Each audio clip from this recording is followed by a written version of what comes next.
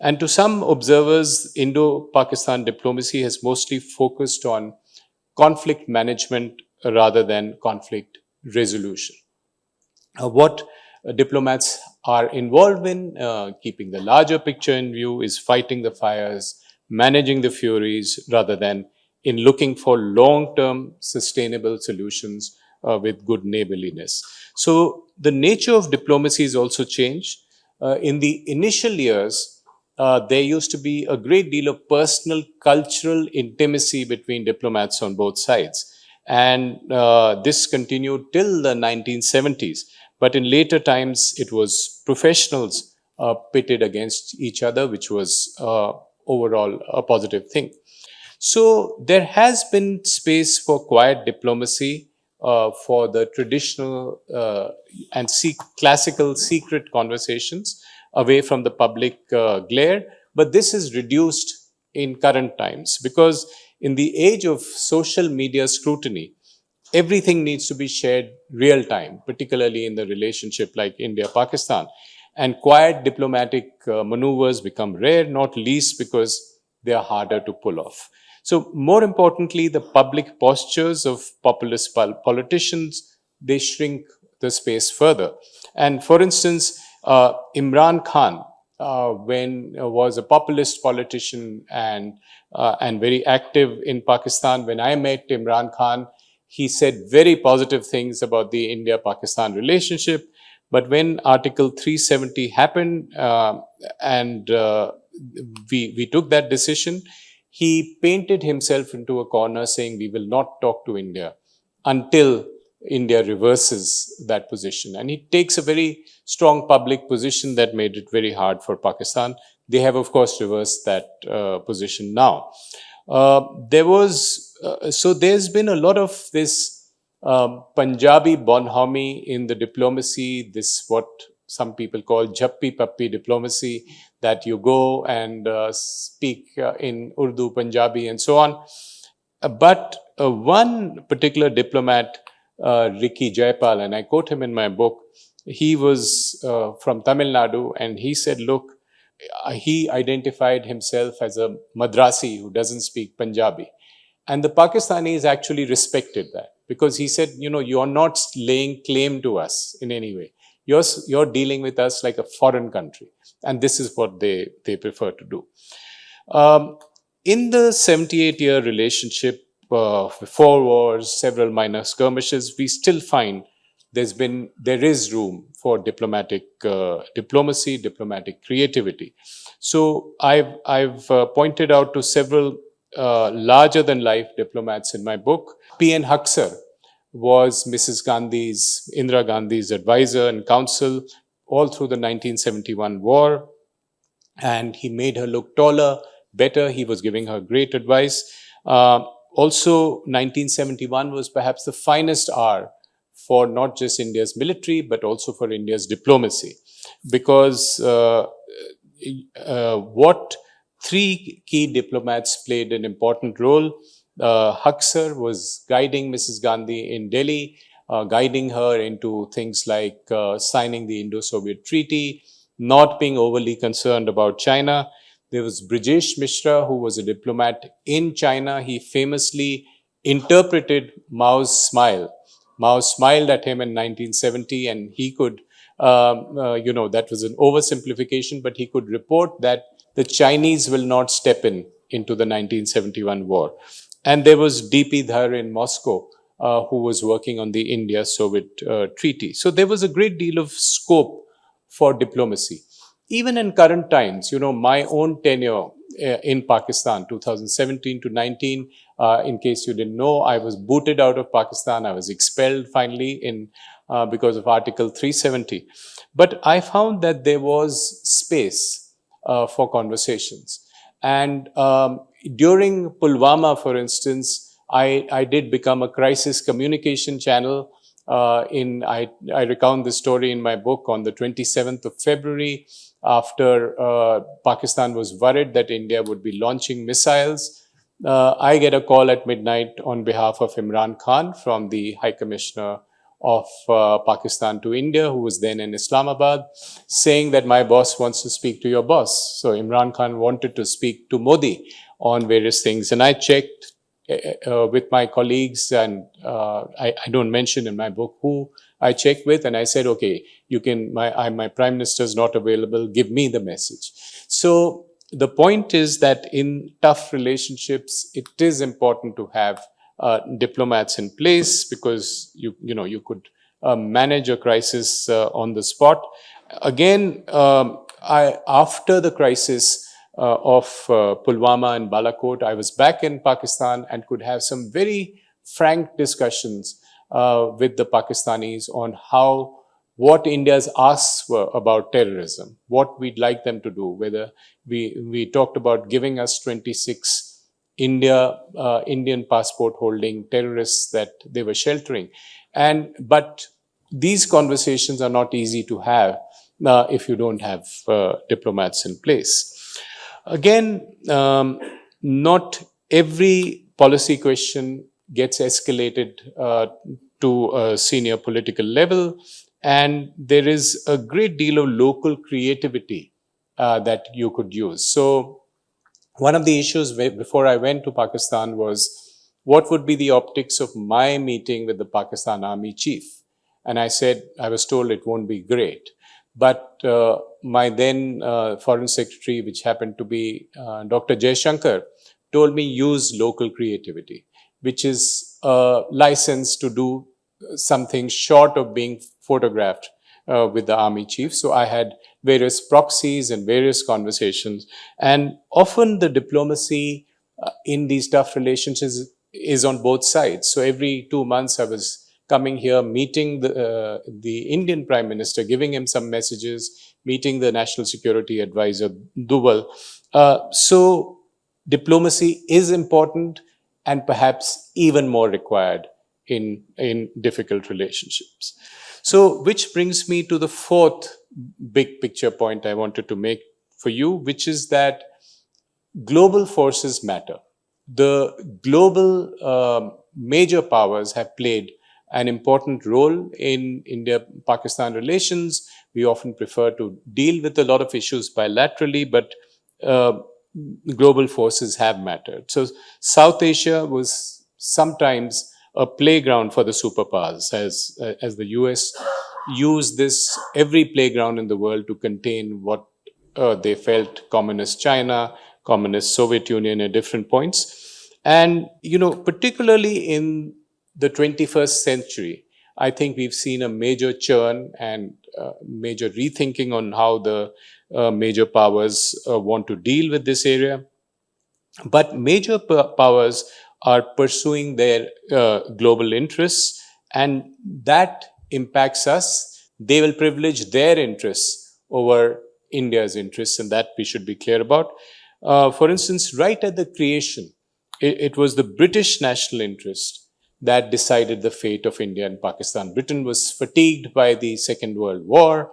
Britain saw Pakistan as a country that would be more amenable to pursuing or helping or forwarding British interests in terms of oil, in terms of keeping away the communists, than Nehru's India, which was seen as socialist inclined, and the British were not very sure India would play a major role in keeping the Russians away. So subsequently, in the US and Russia fighting the Cold War, which made them choose partners, the Chinese came into the play in the 1960s. They aligned with their adversary's adversary after 1962 very closely with Pakistan. So what was a strategic alliance of two countries which had a common adversary over a period of time has become a dependence, an abject dependence of Pakistan on the Chinese for their nuclear program, their military program, their air power, and now even their economy. So this is again a situation that we face, and we saw a Sino-Pak battlefield play out for us. Fortunately, we did much better than them, but that is a reality we have to be aware of. Now, the Cold War between the US and Soviet Union has also morphed into a new one in the 21st century in Ukraine. It's become a broader one between Russia and the larger West, and it is accompanied by a new contestation between the US and China.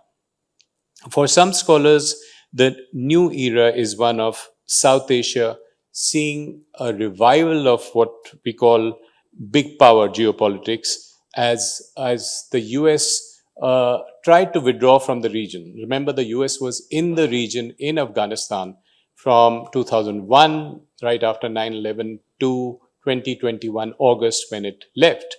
But even now, the US sees some benefit of some capacity, and which is why it cultivates Pakistan to get some ability to deal with Afghanistan, and particularly the CENTCOM, which is the Central Command of the US Army, finds it useful to be part of this theater, despite a completely changed relationship with India, which is a strong strategic partnership. China has deepened Pakistan's dependence, and therefore India's concerns of a two-front or a single-front war is very real. But Pakistan also continues to woo the US. It's part of their strategic culture. So leveraging everything from strategic location to cryptocurrency to mining rights. And hence, you saw this month the Field Marshal's lunch at the White House with a very transactional US president. Now, for military experts, the other issue that has changed is the power differential between India and Pakistan. This has widened and will continue to do so. And when the military differential widens, what does Pakistan do? It looks for external alliances in order to strengthen itself, because it feels it's more vulnerable to, and also it becomes it will use either sub-conventional means like terrorism, but it will also look for global partners to match India's strength, which in GDP terms is now more than 10 times Pakistan's. So when we're talking of foreign forces, the multilateral bodies have also played a major role. Aside from the major powers, the UN has tried since its inception to facilitate the India-Pakistan territorial issue. Just as the World Bank mediated the waters, and this is now being contested by India. We do say since 1971, since the Shimla Agreement, that we have moved strategically to a space of bilateralism. We will deal with Pakistan directly, and we don't want either mediation or bodies, but there is a certain degree of flexibility here. India will continue to use bodies like UN Security Council, the Human Rights Council when necessary. India will not shy away. And after being wary of internationalizing, quote unquote, the Kashmir issue because of years of propaganda by Pakistan, what India is showing is now confidence and flexibility in approaching, say, the International Court of Justice for imprisoned citizens, or the Financial Action Task Force for putting the pressure on Pakistan on terrorism, the Civil Aviation Organization ICAO for aviation disputes, and now India will probably engage with the World Bank to amend the Indus Waters Treaty, which will be part of the new normal. So traditional multilateral instruments like the IMF and newer ones like the Financial Action Task Force will be able to put more intense scrutiny on Pakistan and modify its behavior in different ways. And my view would be that, in a sense, India should not be too concerned if Pakistan gets integrated into Western structures, because there is a certain Western leverage then on Pakistan vis-a-vis a situation that it becomes a complete vassal state of the Chinese, a complete dependent state on the Chinese, gets isolated from the world. So there is some way of modifying the behavior. Which brings me to the fifth and final theme, which is that our policy towards Pakistan now, for the last few decades, is fundamentally a counterterrorism policy. And that is because after the proxy warfare of the 1980s in Kashmir in the 1990s. The hope was that Pakistan would not try to assert sub-conventional superiority when it gained nuclear parity in 1998. So if your primary concern is that I want to be India's equal, you've got that parity in the nuclear domain because you've got those weapons of deterrence. But the opposite happens after 98. In 99, we get Kargil. In 2001, we have terrorism in our parliament. So what happens is that Pakistan attempts this territorial revisionism in Kargil and sub-conventional warfare under the nuclear umbrella. And subsequently, in nuclear times, we've seen spectacular acts of terrorism, 2001, 2008 Mumbai, 2016 Uri, 2019 Pulwama, and now 2025 we've seen this again play out in Pahalgam. But what it has done is made the India-Pakistan relationship heavily securitized, not just because of the four major conflicts, but because of the everyday unfolding ones. And again, this is something where we have the relative importance of themes like ideology, territory, security, but now Pakistan's quest for security by portraying India as a dangerous neighbor which can attack it, and this is what the Pakistan army would like to tell its people, and India's own lowered threshold of terrorism makes this a very securitized relationship, which means that bilateral diplomacy will keep security issues at the center of the grand strategy that the two countries will have for each other. So both countries accept that security is the dominant concern, and therefore what we've seen is that terrorism in the last 3 decades has derailed the détente processes. Many in India believe that Pakistan should now be approached, and I am one of those, with a policy of active defense to counter terrorism.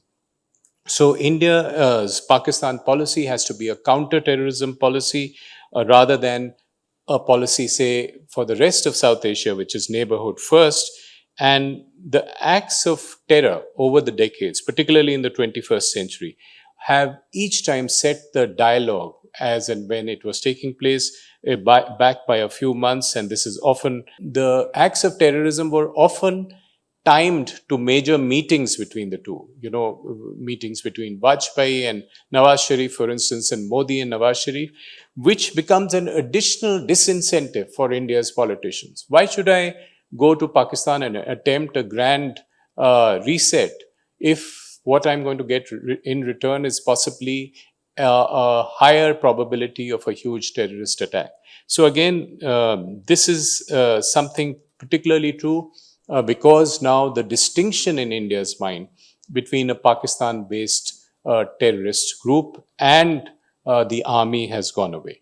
So this is again what we have, a situation where we have terrorism as a central point in the conversation. And again, more importantly, and this will be my last point, what we have is that the strategic restraint that India had exercised after the nuclear, after going nuclear in Kargil in 99, in 2001, after the parliament attack, it's replaced now by a more sophisticated counter-terror and active defense policy. I would make the counterfactual argument that if we had used this kind of military power in the 80s in Punjab, in the 90s after Kashmir, in the 2000s after the various attacks, we could have deterred some of the violence that we faced. So a Balakot or Sindoor-like strike after Mumbai would have prevented perhaps more attacks subsequently and would have at least put a high cost to Pakistan for this behavior, to the Pakistan army for this behavior, if not acted as a deterrent. So what I have tried to present to you is what, in my view, are the five key issues, an identity crisis in Pakistan that inflames the relationship, even though diplomacy and external powers play a role. But now the key deal breaker in the relationship is terrorism, and the relationship cannot really progress in a positive direction until this is handled squarely. So, which brings us to the final question, that can the future be different from the past, or how can it be different from the past? I'm going to skip some of the detailed ideas, but just end by saying that this relationship has seen a lot of disruptions. It's seen anger, it's seen diplomacy, it's seen disruption, and it has also seen several moments of hope. So it's not a relationship that can be solved or resolved with one magic bullet, one summit, one handshake. It must be managed patiently, firmly, strategically. Diplomacy still matters. So does deterrence. And so does clarity. We need to be clear about our objectives. We do not want to solve the Pakistan problem once and for all.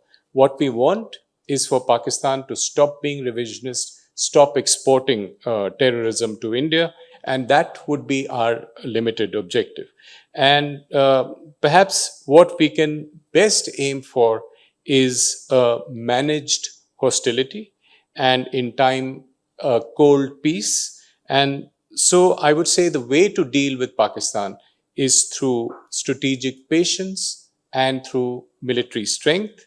It's not a choice between the alternative options of deterrence, containment, or engagement, but it's a combination of all three. Let me stop there. Thank you very much.